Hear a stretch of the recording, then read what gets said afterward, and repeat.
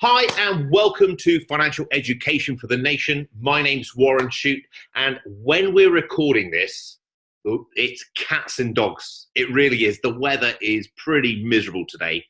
Solid clouds, overcast, raining, miserable. But it's not all bad, everyone. I'm here with the delightful Paul. How are you today, Paul? Hello, Warren. Thank you for that intro. Put a smile on anyone's face. Well, I'll try my best. How you doing? To be fair, a lot of the feedback we get, and this is genuine, a lot of the feedback we get from viewers, messages or emails and stuff, say, oh, Paul does a really good job answering questions. I've not told you this, but it genuinely is true. Really good. I like the questions he asks, that kind of thing. So thank you for doing it with me. All the listeners and viewers do enjoy it. And I think it has a nice breakup between just hearing my voice all the time. So yeah, it's good. But today's an exciting topic. We're going to change angles a little bit. Typically, we talk about the money plan, the 5 steps, because I kind of want to get that message home to you so you really ingrain inside of yourself and you really use it daily. So you make change financially. I don't do this genuinely for my benefit. I don't want to necessarily be on the YouTube and on the podcast. I do it because I really want to make a difference in people's lives. What I want to change to today is a survey. So there's lots of surveys, financial surveys that come out, and I tend to read the synopsis of most of them, or a lot of them. But the Vanguard Advisor Alpha survey comes out around about January time, and it's quite interesting, really, particularly for me being a planner, an advisor, because it basically says how much advantage is there in using a financial advisor or a financial planner? What do they do for you? And that's what I wanted to go through with people today. Yeah, it sounds good. I mean, financial advisors and planners, they're I think probably fair to say by a lot of the population, seen as this thing that rich people use to avoid tax, essentially. And I know we've spoken briefly about that before, but who should use a planner? Who are they suitable for? I think there are some people out there who do not want to, and therefore should not use an advisor or a planner. I use the word interacting because really you want to be using a financial planner, a CFP, a certified financial planner. And the reason I would like you to use one of those, if you use anyone, is because their academic qualifications are by far some of the highest in the industry. So they know their onions, they know their stuff, they've studied the books. But also, they don't just do academic. To achieve the CFP designation, you have to do a case study. So you actually physically have to give advice in a form of a financial plan and have that marked. So whereas all the other exams that we do are technical, they're testing us on, do we know what the tax rates are? Do we know what the pension rules are? That kind of thing. And that's important. The CFP is by far, I think, the next level up, where we have to do, we're given a scenario. Mr. and Mrs. Miggins, they've got this scenario. Can you please give me your financial plan? We have to write the financial plan, submit the financial plan, and then the financial plan is marked and graded. And it's not got a very high success rate first time round because the standards are so high. So a CFP, a certified financial planner, is really the pinnacle, in my opinion, in my personal opinion, the pinnacle of the industry. And that's who I try to encourage people to go and see if they've got challenges, if they've got challenging data. So if they've got assets that are fairly sizable, now that's relative to the individual, but if their assets are fairly sizable, if they have estate planning issues, if they're looking at succession planning, so passing their estate down to their children, if they really just want to make sure they do the best out of the thing. If you just want to put 10 quid or £1,000 or £20,000 into an ISA for you and your partner, and then maybe some junior ISA for children, that's really not where a financial planner, a CFP, can add value. A CFP can add value of really saying, like, where are you? Digging a bit deeper and then taking you where you want to go. Sorry. Okay, so is there a minimum amount of assets of money that you'd recommend, or is it just a personal thing? Not really. I wouldn't say it's really a minimum amount of assets, because a financial planner doesn't really just look at investments. They'll look at the whole picture of you. And this is what's quite unique. When I take clients on at Lexington, I'll have people come along and they'll be quite surprised that I'm discussing things like banking strategies, pocket money strategies for their children, which we share on here, life assurance, disability cover, inheritance tax planning, wills, trusts, power of attorneys, the income tax, married couples allowance. There's so much that we cover as a financial planner, in addition to putting a portfolio together, asset allocation, pension rules, ISA rules, that kind of thing. They're the kind of bread and butter stuff that everyone does. But a really good financial planner, a really good CFP is able to ask disturbing questions. Questions that take you out of your current position into an area of saying, do you know, I didn't think that. I didn't think that. And generally, I start my conversations with, how do you want to spend the rest of your life? You know, you wake up this morning, you're going to wake up tomorrow morning, hopefully. What is it you want to do with the rest of your life? What does it look like to you? And it's establishing some outcomes, some goals, and then meeting with that individual maybe a year later and then checking in, making sure they have a strategy to achieving these goals. And that's why I find financial planning such a fantastic profession. And I say every single time, if there's somebody out there watching this thinking, I'm not sure what to do as a career, consider, if you like numbers and you like people, consider financial planning, because it's an amazing profession. You get to help people live the life that they want, and you get to work with some lovely families, not just individuals. If you're relationship based, you like the relationship. But so you asked, what does the finance plan do? It's so much. It basically takes you from where you are to where you want to be. It's kind of like a money coach and a family CEO to help you live the life that you want. But all right, great. So let's bring it back to this survey then, because I had some interesting numbers around it on kind of putting some meat on those bones of what a planner can actually do for you in reality. Absolutely. So first of all, Vanguard, an American fund management company, okay, founded by a chap called Jack Bogle. He's passed away just recently. Vanguard is probably, I think, the second, if not the largest fund management company in the world. Okay, it's right out there with the likes of Fidelity. So it is a huge, huge outfit. Very, very well respected in the States. Very well respected within the profession in the UK. A lot of professionals respect them. And they're just breaking into the retail market in the UK as well. So a lot of credibility there. So we tend to listen and read what they produce. They produce this as Advisor Alpha. Alpha is defined as the added extra, the return on top of the return, the value add that you can achieve by working with an advisor. And there are 7 points that they raise. I just want to touch through each one. The first one is asset allocation. So remember, Vanguard are investment companies. They're coming at this primarily from an investment point of view. So, okay, we invest money. I've got £100,000. I've got £1 million. I've got £10 million, whatever it might be. I'm investing the money. What does the advisor do? One of the best things they do is the asset allocation, putting the individual components together in an appropriate order based on your risk profile. And that's something that Vanguard feel that is more difficult for the consumer, the retail investor, to do on their own. Okay, so making sure that if I've got my money there, that it's diversified. I know you're very, very big on diversification, that it is spread across global markets, different industries, different areas. Paul, it's like you've listened to all of these. I love it. When investing, diversification is your friend. So like you said, we diversify across industries. We diversify across countries.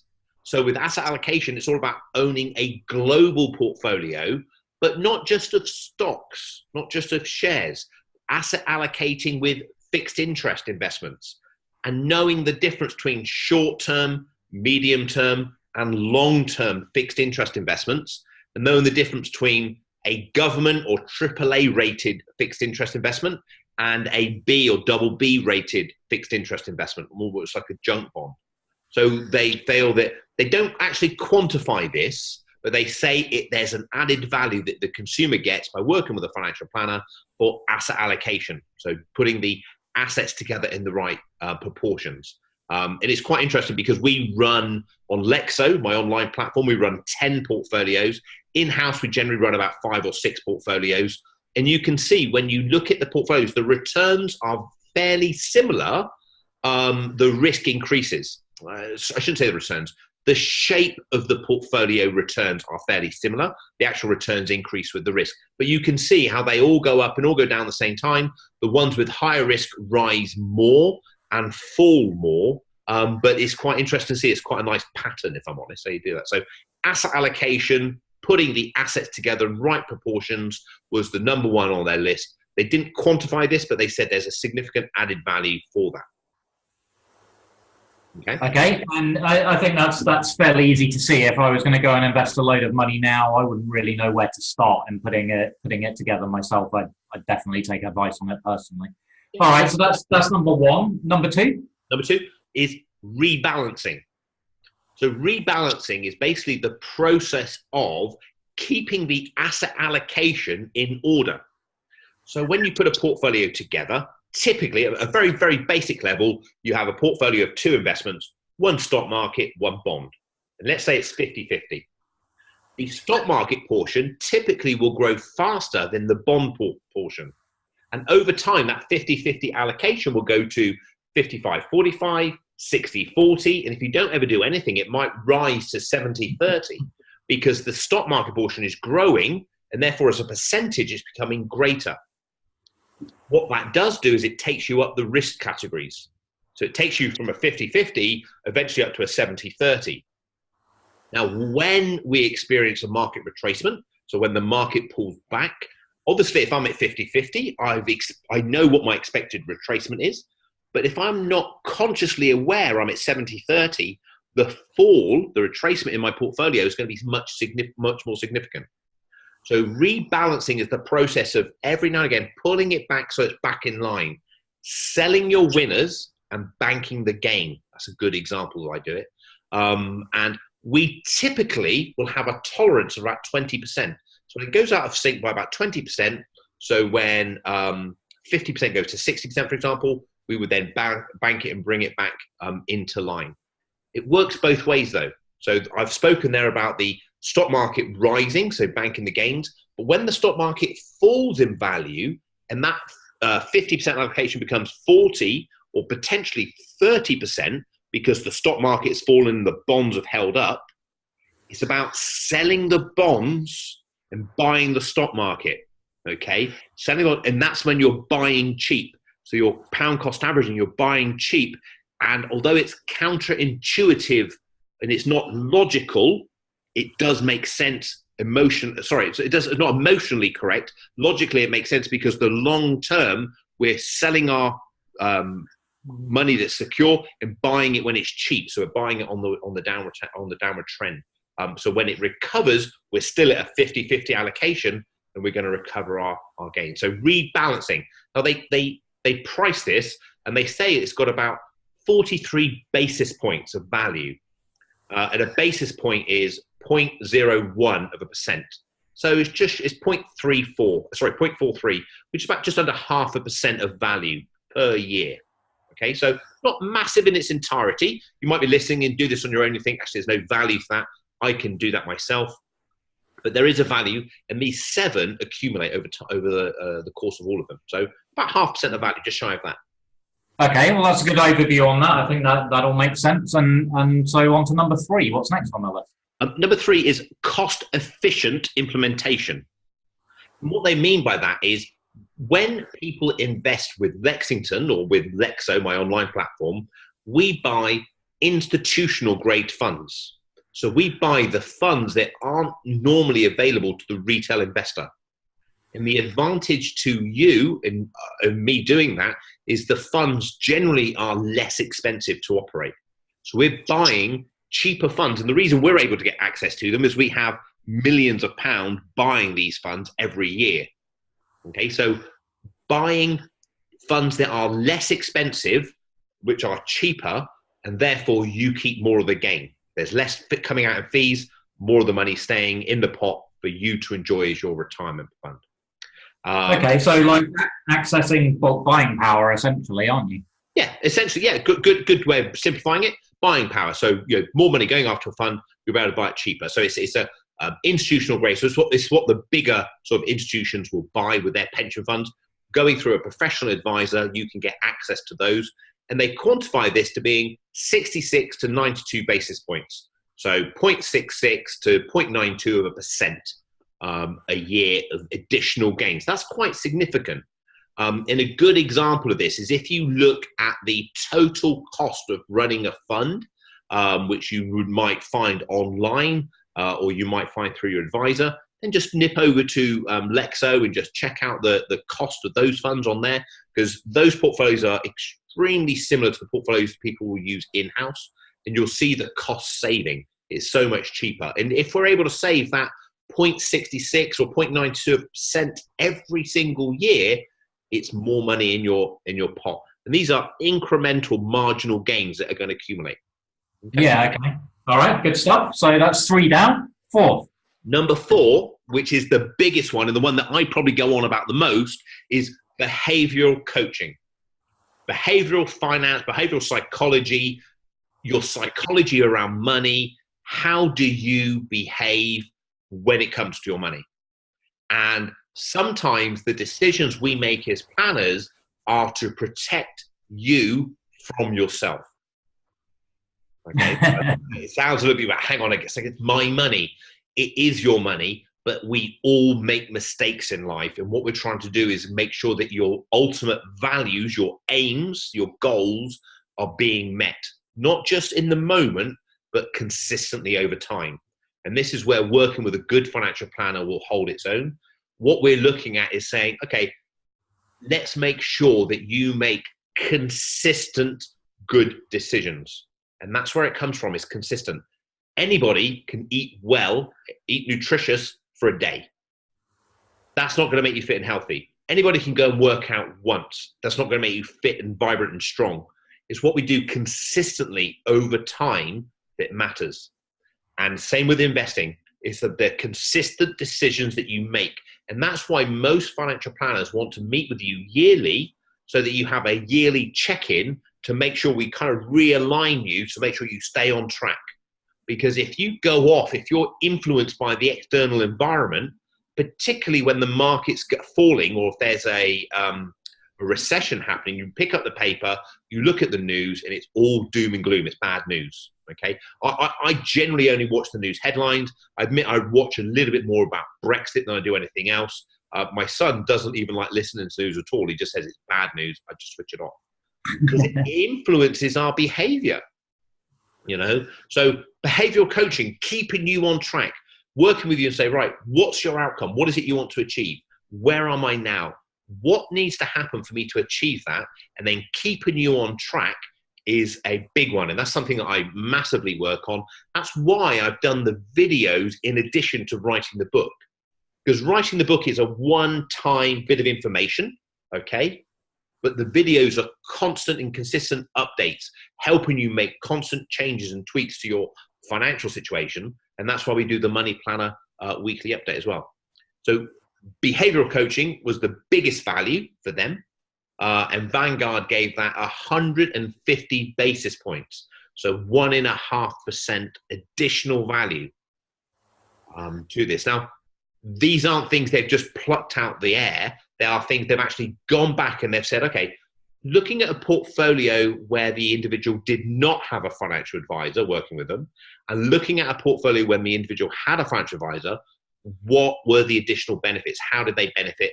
What were the additional gains? And this is where they've come up with their research. All right, good stuff. Yeah, and I can see that, and it kind of ties in with your protecting you from yourself almost, in terms of, yeah, just keeping things on the right track. Yeah, definitely. Okay, I think that's pretty clear as well. So number 5 reason to take financial advice or planning. Tax planning or tax allowances. I don't do my own tax return. I could do my own tax return, but I don't. And the reason I don't is because I believe if you're doing something consistently, day in, day out, you're going to understand it better than somebody does it once a year. So if I do 1 or 2 tax returns, maybe me and my wife or just my own, if I do 1 tax return, I'm going to be okay. But if I did 1,000 tax returns, I'm going to be pretty good. If I do that regularly, I'm going to understand more. That's why I believe there's always value in taking professional advice. Tax planning and tax allowances, making sure you utilize what's available to you, because there are some tax breaks out there and some allowances out there that not everyone's aware of. But by I have a planning meeting typically most days. I've done this for about 25 years. You're going to learn things quicker. It's not that I'm more intelligent or more better. Many of my clients are more intelligent than I am, I'll tell you. And sometimes I believe they can do things better themselves. But they like the fact that I do it every day. I come up with the new ideas. I come up with constants, and I keep them on track. So tax planning and tax allowances is another value added.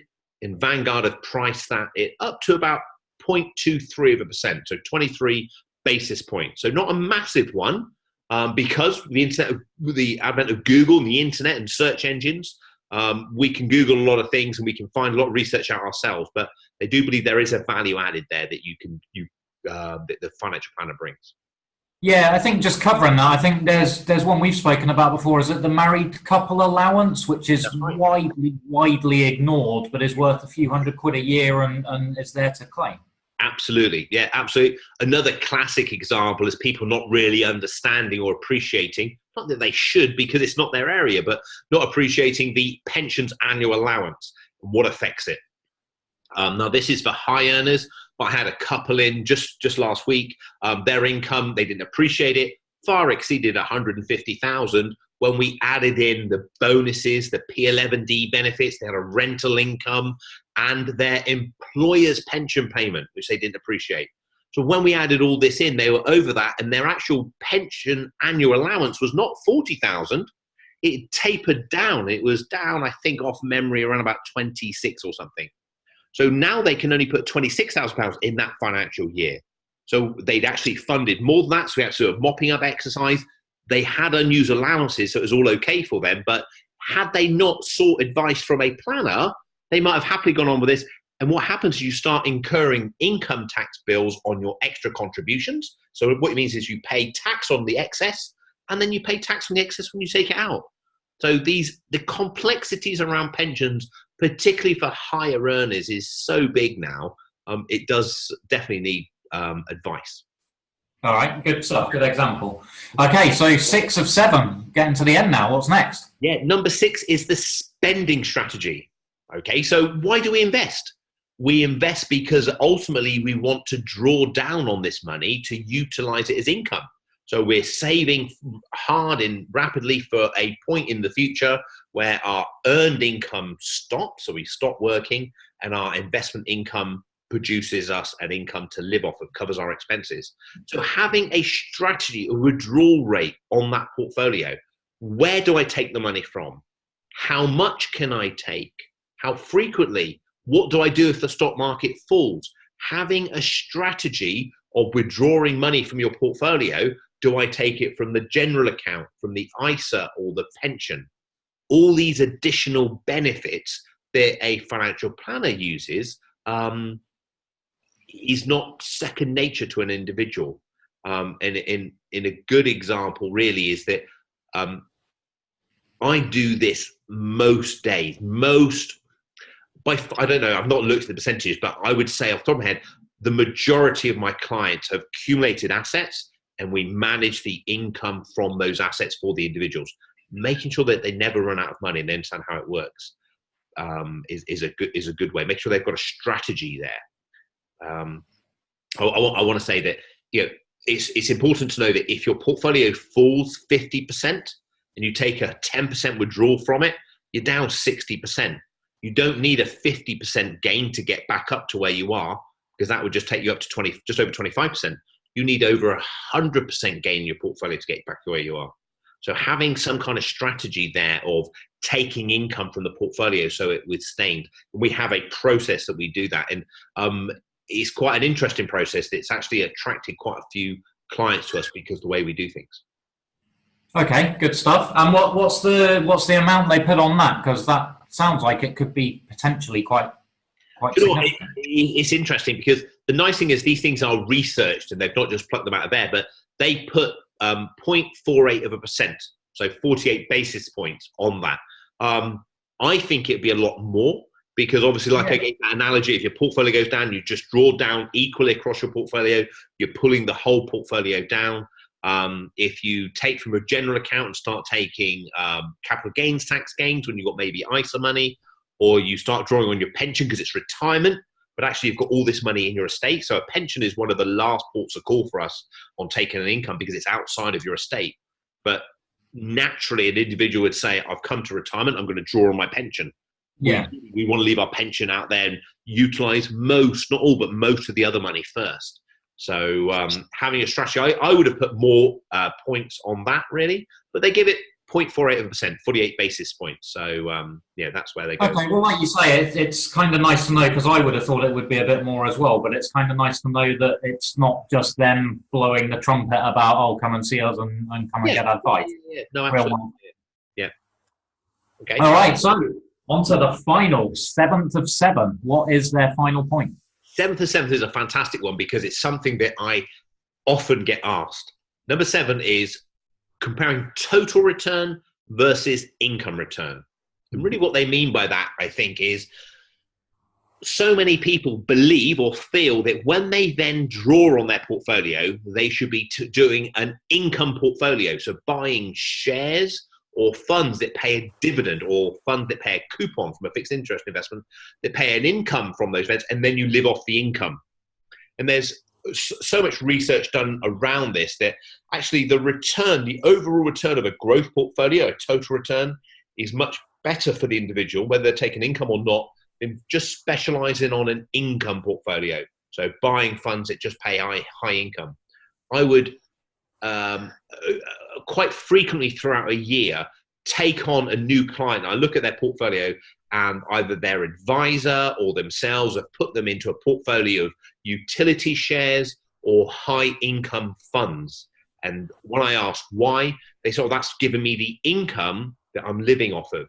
And then when you look at the underlying performance of the share, it's either flat at best, or sometimes it's going down. And the reason for that is the fund manager is sacrificing total return to provide you with an income. And then when I show them our portfolios that we put together with a basket of index funds, giving them total return, and then show them that they can typically take a 3 to 4% return from that portfolio, depending on how much risk they take, and their portfolio will still grow over time, they're almost confused, really. They're flabbergasted, because it's been ingrained in people that when we want income from our portfolio, we buy income funds or high dividend yielding shares or funds. And it's not the case. A total return portfolio is far better for you. And this point, number 7, the last point that they raise, is very similar to the first point. For me, it's got massive advantage, because if you think you're taking the income from the portfolio, but your underlying investments are either flat, so i.e. eroding with inflation, or going down, that's a big value. But they don't actually quantify the amount of benefit on this one. They just say there is a benefit to the individual, but they don't give it a percentage or a basis points amount. So okay, interesting. So overall, then, over all those points, what's the total value add in their data? The total value add at the lower end, almost at least, they talk about 3% of additional value.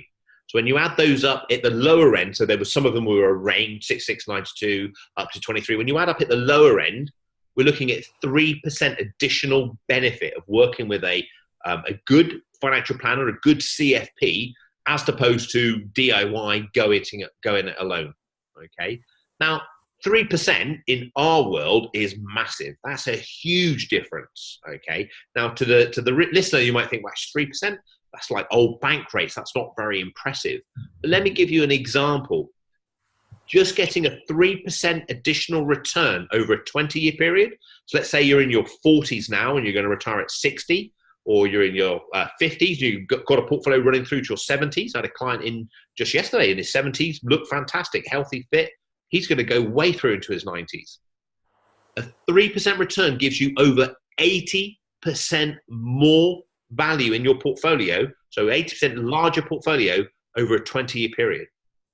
Now that's massive, because it's not 60%, 3 times 20. It's the compounding growth, the growth on the growth. Compound interest again, eh? It comes back, Albert Einstein. It's massive. So our job as an advisor, going back to sort of point 3, cost efficient implementation. We're trying to keep the cost down as low as possible. We don't increase transaction costs. We want you to keep as much of the money. And if we can make you have effectively extra 3% on your portfolio each and every year, that's an extra 80% at the end of the 20-year period. So it's massive, massive. It's like saying to someone you've got a £100,000 portfolio or a £180,000 portfolio. That's a big difference. That's a big difference. And that really, I've been reading this survey for years, but I read it just recently. I thought, do you know what? It's something that I want to share with the people who are watching and listening the podcast, just so that they can understand using a financial planner isn't essential for everyone. If you're starting out, if you've got intelligence and you understand this process and you don't want to, I completely get it. Go it alone. Make sure you implement some of the things that I'm saying because they're proven and they work. But if you feel you're a little bit out of your depth, or you're very, very busy, or you just want a sounding board, someone just to bounce ideas off of, having a second opinion, or a really big one actually for a lot of clients is you're worried that when you go, when you die, the people you leave behind are going to need help. You know, quite often I'll have a husband and wife come in, and the husband is quite competent, quite clever. I have one particular guy, very, very intelligent, knows what he's doing. He probably could do the job himself, but he knows he's a lot older than me. And when he passes away, he's actually in poor health as well. When he passes away, I will still be the constant, and I'll be there, and I'll carry everything on so his wife will be okay. That makes a big value, So yeah, it's good. It's good. So I wanted to share that with everyone to make sure, hopefully it's been of value to everyone that's listening. Yeah, good stuff. I think it's like you say, it's a bit different from our normal stuff, and it's not going to be for everybody. But yeah, it's important. That 80% over 20 years that adds up to a lot. Massive, massive, massive. And then just to wrap up today's recording, what I want you to do is I am supporting National Numeracy Day. Okay, National Numeracy Day was launched by a charity to encourage adults typically to be more involved with numbers and to understand numbers a bit more. I thought it was so adept because of the numbers we've been going through, compound interest, looking at charges, that kind of thing, that it kind of made sense. National Numeracy Day is the 15th of May every year, 15th of May this year. I've put myself up as a sponsor and advocate to support National Numeracy Day, and they've got a National Numeracy Day challenge. You can find it at nnchallenge.org.uk. I'll put it in the show notes, so it's on here. Go online and do it. It's a fantastic test. Took me, I don't know, about 40 minutes or so, about 40 minutes. I love maths. I love numbers. And see if you can beat my score. It's just a bit of a thing. It was great. It was brilliant. It was really, really good. So if you want to know my score, it was a good score. That's all I'm going to say. Okay, so if you want to know my score, email me and message me and see if you can beat my score. It's a really, really good test because if you start getting questions wrong, it offers you easier questions. And if you start off getting questions right, it offers you harder questions. And there was one particular question for me that really did rack the mental brain power. You can use a calculator, you can make notes, stuff like that. So yeah, it's good. So yeah, give it a go. I'm fully behind it, and I hope you are too. All right, good stuff. Well, I think your clients and our listeners will all be very happy to hear you got a good score on you. I'm such a geek. When it comes to numbers, I thoroughly enjoy it. It's interesting for me. It's the logic behind it and solving the problems. And my daughter particularly also has that geeky nature when it comes to numbers. My son's good, but he does it because he has to, whereas my daughter Isabella actually loves it. So remember, if you're not already on the money planner process, please go to warrenshute.com and sign up for the money planner. Every Friday, we send you out an update, includes the video, some of the things that I've been up to, and include a bit more information about National Numeracy Day, which you can get your whole family involved with. And if you have any questions or feedback, please let me know. Like me, give me a testimonial wherever you're listening to this. I do appreciate it. And please let me know any questions you'd like me to cover in the future. Have a great weekend. Enjoy yourself. And thank you, Paul. I'll see you next week. Cheers, Warren.